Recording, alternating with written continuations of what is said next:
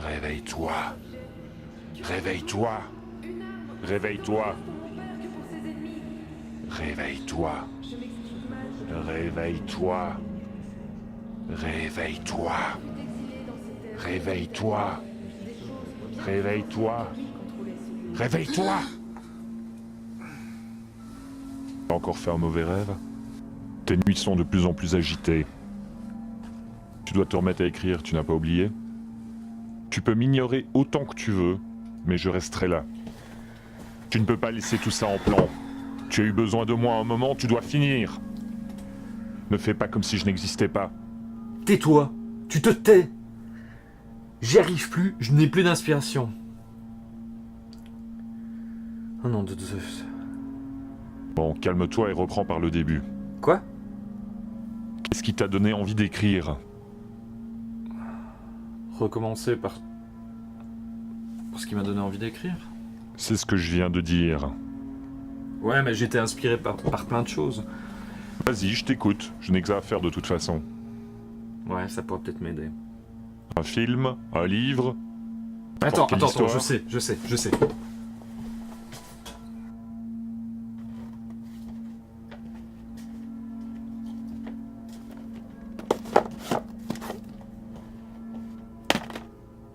Qu'est-ce que c'est que ça? Ah, voilà. The Crow? Tu ne connais pas? Évidemment que non. Bon, bah, je t'explique un petit peu.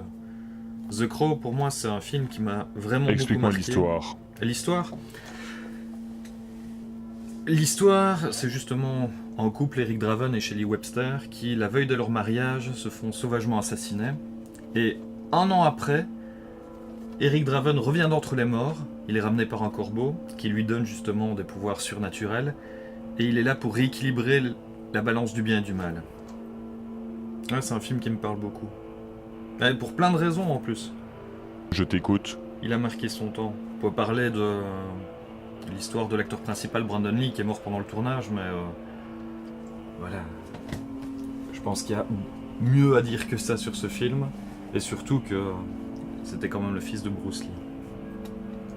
Alors pour commencer, j'aimerais bien te parler de la musique du film. À l'époque, j'étais adolescent, j'aimais beaucoup le métal et compagnie, et ce film est arrivé de nulle part, avec une bande originale justement pleine de groupes à tendance un peu extrême. Il y avait Pantera, Nine Inch Nails, The Cure. À l'époque, pour moi, c'était vraiment une mine d'or ce film. Il était beau, graphiquement il était magnifique, et en plus il y avait de la bonne musique. Et surtout que la musique servait le propos. Elle mettait en avant certaines parties de l'histoire. Je prends par exemple le moment où Eric Draven se maquille et devient ce personnage de The Crow. Il y a de la magie. Dans mes souvenirs, les images et le son sont intimement liés. Et à chaque fois que j'entends la bande originale, je ne peux pas m'empêcher de revoir les images du film. Et la même chose de l'autre côté. Si je vois les images du film, je ne peux pas m'empêcher d'entendre la bande originale qui passe dans ma tête. Et je crois que ce film, pour ça, fait extrêmement fort. Et en plus, vu qu'à l'époque c'était difficile de se procurer des CD, vu que Internet n'était pas encore ce qu'il est maintenant, cela donnait du métal à proximité pour les gens qui aimaient le cinéma. Et ça, je trouvais ça vraiment, vraiment très très bien. Et sans parler le fait que le héros lui-même est musicien. Et du coup, on le voit souvent pendant tout le film avec sa guitare, et il va justement jouer des petites parties de solo pour agrémenter le film. Et le solo final est tout simplement orgasmique. Cette scène sur le toit, tout, le montage, tout est magnifique. La musique, les images, les couleurs, tout est absolument magnifique. Je te crois sans problème, ça a l'air de te tenir à cœur. Et j'aimerais bien te parler aussi de l'esthétique du film. Le film a un côté très terne et très sombre. Il me fait un peu penser aux deux premiers Batman de Tim Burton.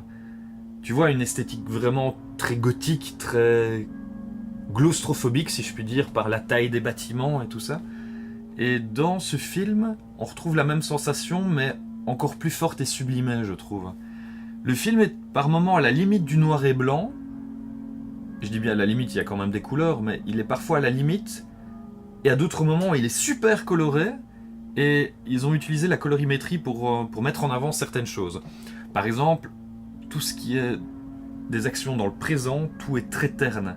Alors que les souvenirs, eux, sont très très colorés, des images très fortes avec des couleurs très présentes. Genre du rouge, du bleu, du vert, des trucs vraiment très très très très très prenants. Et du coup, la distinction entre les souvenirs et le présent se fait sans problème. Le réalisateur ne nous perd à aucun moment.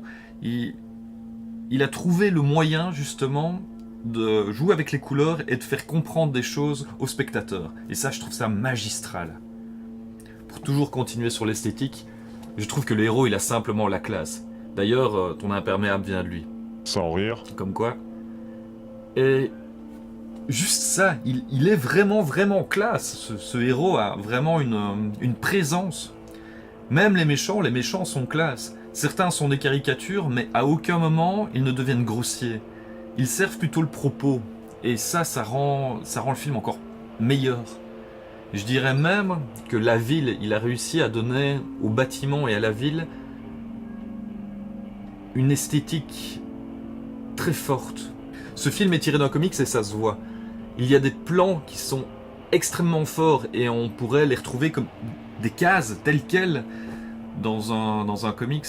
Et je trouve justement que le matériel de base est vraiment bien respecté. Il y a ce respect par rapport aux comics sans devenir non plus un cliché ou un gimmick. Et c'est quelque chose qui me plaît vraiment beaucoup dedans. Parmi les thèmes abordés justement qui font référence à tout ce qui est gothique, c'est l'amour au-delà de la mort, l'amour qui est éternel.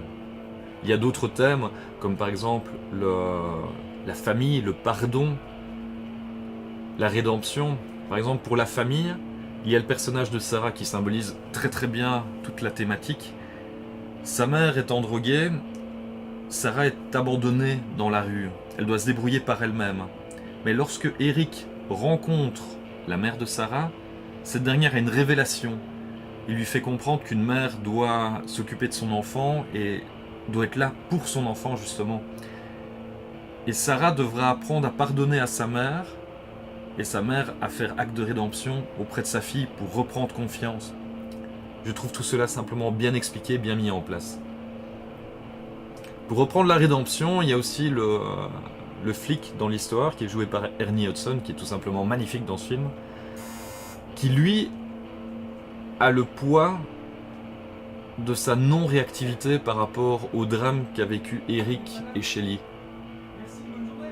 Et c'est pour ça qu'il décide à la fin d'enfreindre les règles pour essayer de se pardonner avant tout à lui-même, mais aussi à faire acte de rédemption.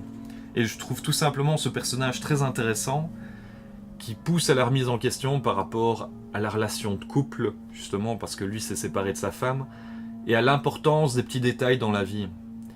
Et ce personnage, il est super attachant. Et je crois que Ernie Hudson le joue de façon totalement magistrale et parfaite.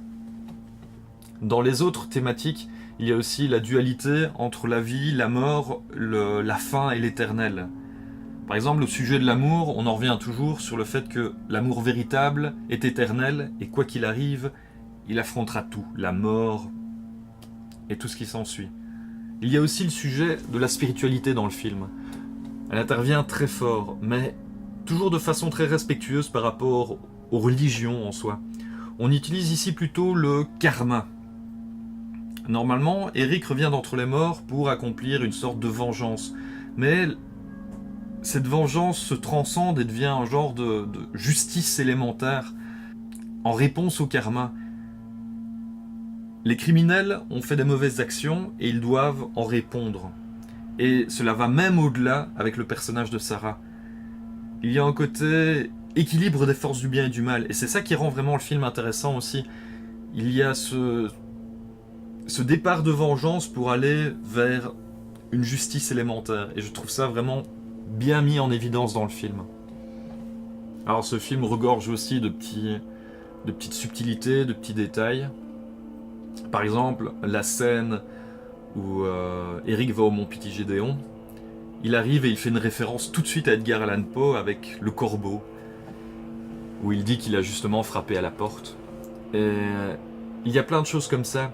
Ce film a marqué énormément de monde. Pour revenir au sujet de la musique, moi il m'a marqué justement parce que c'est la première fois que pour un film, j'ai pu avoir 2 bandes originales. Il y avait la bande originale avec un cover noir et une bande originale avec un cover blanc. L'une était pour tout ce qui était musique d'ambiance, parfois orchestration, et l'autre était axée sur les groupes. Et pour moi c'était juste magique. Il y a un film qui mélangeait les deux, je trouvais ça extraordinaire. Et en plus, le groupe de rock gothique de 69 Eyes a repris le nom de Brandon Lee comme titre d'une de leurs chansons pour lui faire hommage. Et là, on voit que le film a eu vraiment un impact sur la culture. Ouais. À quoi penses-tu? Ouais. Ouais, c'était une bonne idée. Bon, Ça va, ça me donne envie d'écrire.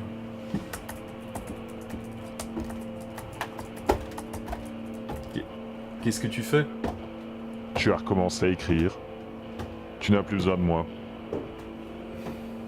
Mais je garde un œil sur toi. On se retrouve vite.